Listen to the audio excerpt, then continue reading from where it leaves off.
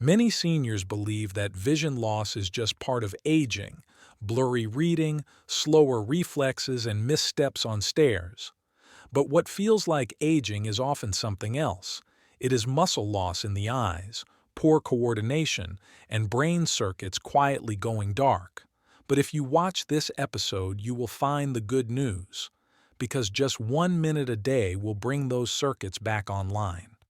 Welcome back to the Senior Health Podcast, where science and lived experience meet to help you age with strength and clarity.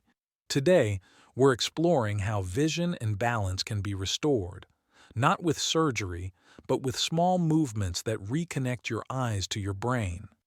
Now listen closely. A 2021 study in geriatric physical therapy found that visual tracking declines rapidly after 60 and contributes to more than 1 in 4 senior falls, but almost no one is ever taught how to fix it. So sitting across from me today is someone who's helped change that for over a century and still walks into his clinic each week to help seniors take back control. He's Japan's oldest practicing doctor, and what he shares today will change how you move through the world. Doctor, welcome back. Thank you, John. Nowadays, most people think vision lives only in the eyes. But the truth is, it's woven through the entire body. The way we move, the way we shift weight, the way our brain predicts space. When even one piece falters, the whole system begins to drift out of sync. That catches me off guard, because it makes so much sense. We spend years adjusting our glasses, trying medications, even eye drops. But we rarely think about how our eyes connect to movement, posture, or balance. Exactly, and that's the problem. For too long, we treated the eyes as if they work alone, like two cameras feeding information to the brain. But they don't work in isolation. They're part of a living network, one that responds to training, one that can grow sharper with just a little attention. So what you're saying is, it's not always the eyes failing. It's the feedback system breaking down, right? Yes, and that's why in this episode I'm going to guide you through 3 simple techniques, without any tools or pills, just gentle movements that take under a minute each.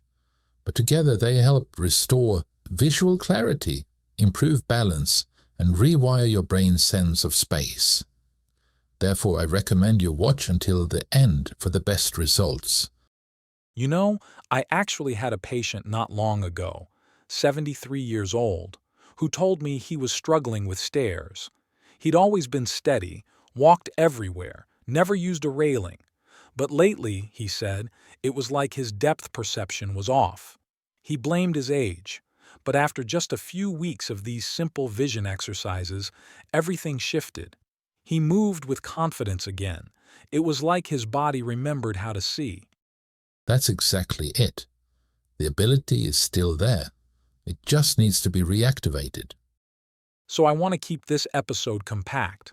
Let's just dive straight into the first technique you recommend. I'm handing it over to you.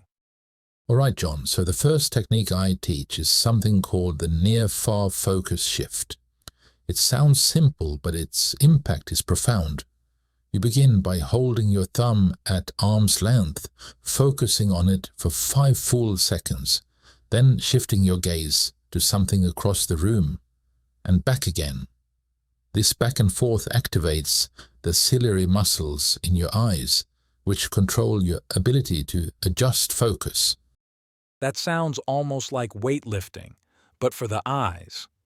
Exactly. It's resistance training, but internal, and over time, this trains not just the eyes, but the brain regions responsible for depth, coordination, and attention. It's fascinating. We don't often think of eye focus as something we can train. But now that you say it, it makes perfect sense. Like how athletes practice reaction time, not just strength. That's the same principle here. Seniors often lose confidence in motion, walking, driving, even reaching for a cup. Not because their eyes are failing, but because their brain has stopped practicing the transition. By practicing this shift daily, we retrain the brain to update its focus quickly and clearly. The results come faster than most expect. One of my patients regained the ability to thread a needle, something she hadn't done in years. That's a very real kind of freedom. It is, and it only takes 1 minute a day. No screens, no equipment, just you and your awareness. What about those who already have cataracts or who wear glasses with progressive lenses? Does that affect the benefit? Not at all. In fact, those are the people who need it most. The mechanical correction helps, but the neurological connection still fades unless it's exercised. So you're saying it's not enough to fix the lens. We have to reawaken the wiring. Yes.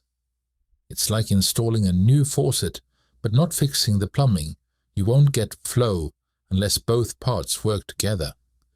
We've found that even seniors with moderate vision loss see noticeable improvement in tracking reaction time and even reading comfort. And beyond the physical, they report feeling less foggy, more present. That idea of feeling more present really hits home. Because when the eyes come back online, so does the person. It affects posture, speech rhythm, and emotional steadiness. The brain doesn't just receive vision, it builds meaning from it. It's incredible how something this minor, this low effort, can produce such a dramatic shift. And I imagine it's even more important for people who've started to withdraw from activity. We often see seniors stop driving, stop walking alone, even stop reading, and it seems like a slow surrender. But what I'm hearing is, maybe it's not surrender, maybe it's disconnection, and that disconnection can be reversed. Now, doctor, what is the second technique? The second technique is called figure-8 eye tracing. It's simple, but neurologically it's incredibly rich. You extend your arm, hold your thumb up and slowly draw a sideways figure-8 in the air while keeping your eyes fixed on it. After 30 seconds, reverse direction. This engages not only your eyes, but the entire coordination system that links sight, motion, and reflexes. That's fascinating, because now we're talking about movement, not just visual adjustment, but motion tracking. Exactly. The eyes aren't just seeing, they're learning to follow. This builds smoother motion, steadier balance, and more accurate steps. The more fluid your visual tracking becomes, the fewer corrections your body has to make. So it's not just about clarity of sight, it's clarity of movement, that feedback loop between seeing and stepping. Yes, and it's deeply embedded in the cerebellum, the balance center of the brain. When your eye movement improves, your step becomes more sure-footed, your reach more precise, your posture more relaxed. I had one patient, 77 years old, who said after a week of doing this, she stopped hesitating when turning around. That hesitation can be dangerous. That split-second delay is often when falls happen. Exactly. That delay is often caused by the brain miscalculating motion. This technique smooths that out. It trains your eyes to glide rather than jerk, which gives the brain a steadier stream of information. And the brain can only react as fast as the information it gets, right? Correct. Visual flow is what keeps us in sync with our environment. Without it, the brain falls behind the moment. That's when balance fails. What I find amazing is how something so basic, tracing a shape in the air, can create that kind of cascade in the body. You're rebuilding timing, precision, rhythm. It's like you're restoring a kind of inner choreography that most people don't even realize they've lost. That's exactly the word, choreography.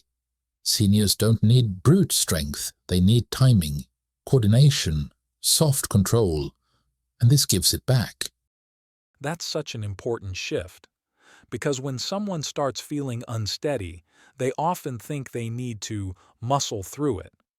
But you're saying it's not about more effort, it's about more harmony, more signal, less guesswork, less panic.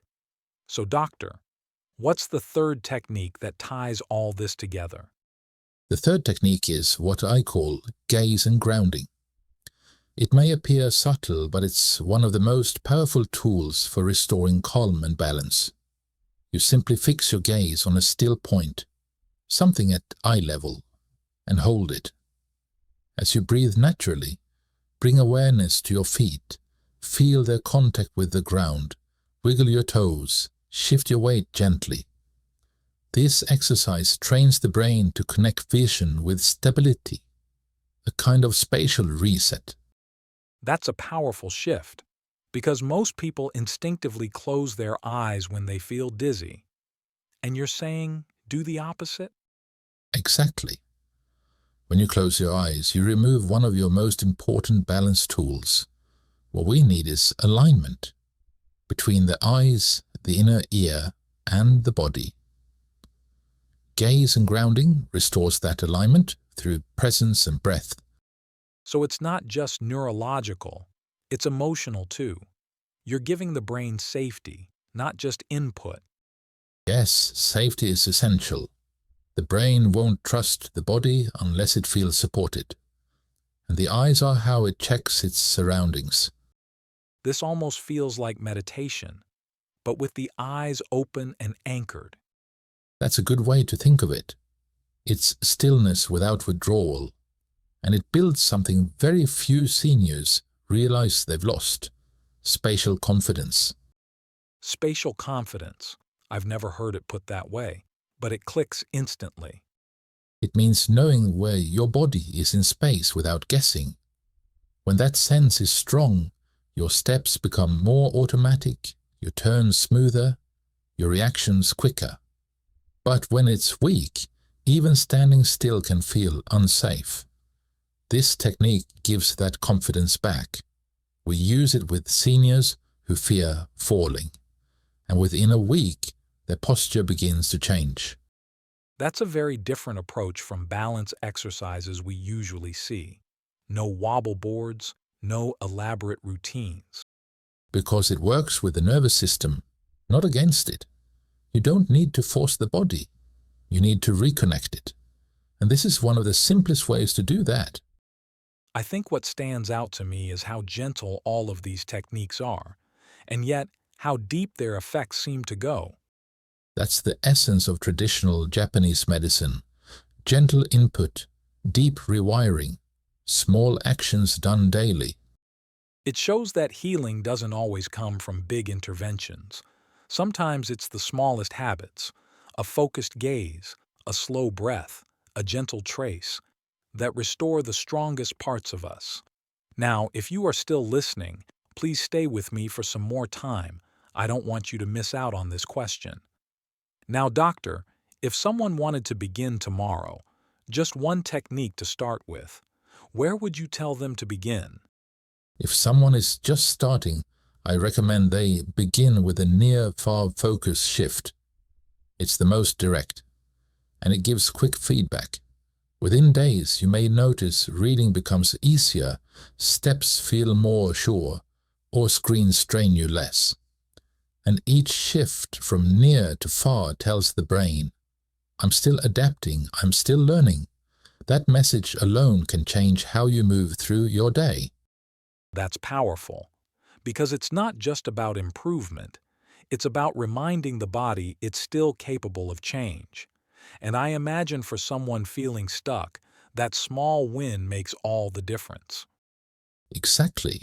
And once that connection returns, it creates momentum. You begin to trust your body again. You feel more rooted, more responsive.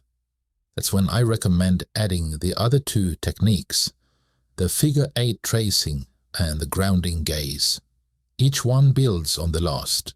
Together they create a full sensory circuit: vision, motion, and presence working in harmony. That's not just training, that's transformation, Doctor. And it begins with 1 minute, 1 moment of attention. These were some empowering words, Doctor. And before we end the recording, I want to ask everyone that is still listening to leave us with a comment since it helps the video spread among more seniors. Just let us know you are still here. Let us know you still care. We appreciate you and hopefully see you in the next one.